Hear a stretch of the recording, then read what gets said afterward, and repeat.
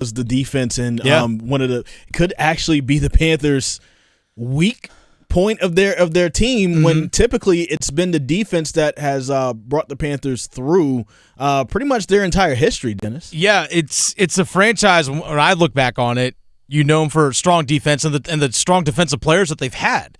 I mean, Luke Kuechly, Julius Peppers, some of the best, Thomas Davis, some of the best defensive players in Carolina Panther history have been on the defensive side of the field. And for a team last year that went into the season, questions at quarterback, questions in terms of their offensive line, the defense is what carried them through. Even after Matt Rule got fired, it was the strong running game, but it was the defense that actually kept them in games throughout the season. So it's odd going into the season, wait a second, the Panthers actually have things somewhat mostly put together on offense, and defense is the question mark? That is against the norm. So here's the thing that I think of when I look at the defense, right? I think of there are names and there are positions that are filled very well, right? And we can name them off. You got Brian Burns when he comes back healthy. Shai Tuttle was an offseason acquisition. Von Bell was an offseason acquisition. Xavier Woods coming back when J.C. Horn comes back from his injury at cornerback, he's going to be pretty good. Maybe even Dante Jackson, he's going to be pretty good. We talked about Frankie Louvu, Shaq Thompson, the linebackers, as well as Jeremy Chin as a safety. But after that, though, that's the problem. Because if any of those guys get injured, Dennis, then who's coming in to fill in for these guys? Amari Barno had some flashes last year over at defensive end. Could he fit into that outside linebacker role in this 3-4 scheme that the Panthers are switching to this year under Ajero Evero, their new defensive coordinator? Those are some questions that you have. Of course, Yetur Gross-Matos, can he fit in at all? It doesn't feel like he fits in any of this. So there are questions, but I feel like if the Panthers can stay healthy on defense, which we know is NFL, 17 weeks, that's a huge if, right? If they can stay healthy, the defense isn't that bad. I feel like every team says if we stay healthy.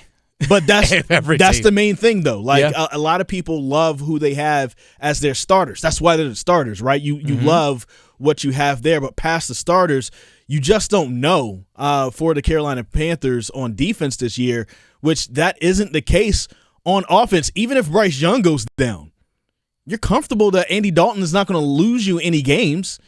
He's probably not going to win you any games, but with the protection that you've given him, with the offensive system that we assume that is going to look pretty good, and the weapons that they've come across and brought in for the Panthers this year, you feel like Andy Dalton will still look at least decent with that, right? You would expect.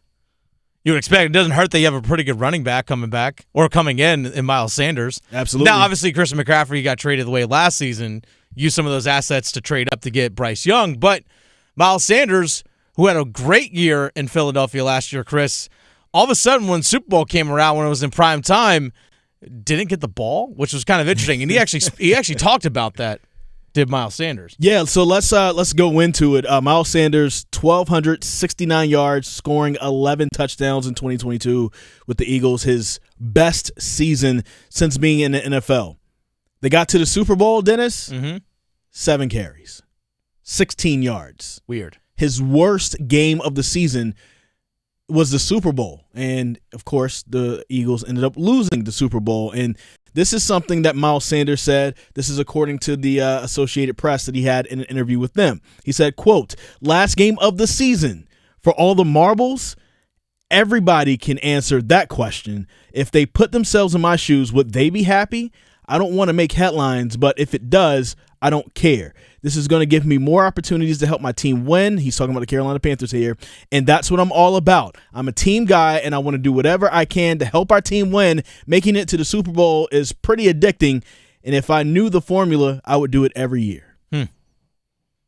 Sounds someone that's a little bit. Yeah, you know what? I'm actually happy about that he feels like he has something to prove. Absolutely. Chip on the shoulder. That is the type of free agent you want to bring in. Somebody who feels like they have something to prove because they were slighted by their last team. Yeah. Either they weren't being paid the way they thought they should have. Remember how that worked out for the Carolina Panthers a couple of years ago when his teammate at the Philadelphia Eagles, Hassan Reddick, played on the line opposite of Brian Burns and ended up having more sacks than Brian Burns. Yeah. Hassan Reddick ended up getting paid because of his season with the Carolina Panthers with the Eagles. Yeah. Right? And so Miles Sanders didn't necessarily get a huge contract, but he got one that was better than what the Eagles were willing to give to him because, of course, the Eagles were going to sink their money into Jalen Hurts. So now he has something to prove, and that's one of the if you're going to have a free agent, those are some of the best free agents to bring in. Yeah, I'm excited to see what Sanders can do, and I think it helps him and helps Bryce Young that the offensive line is back intact for sure.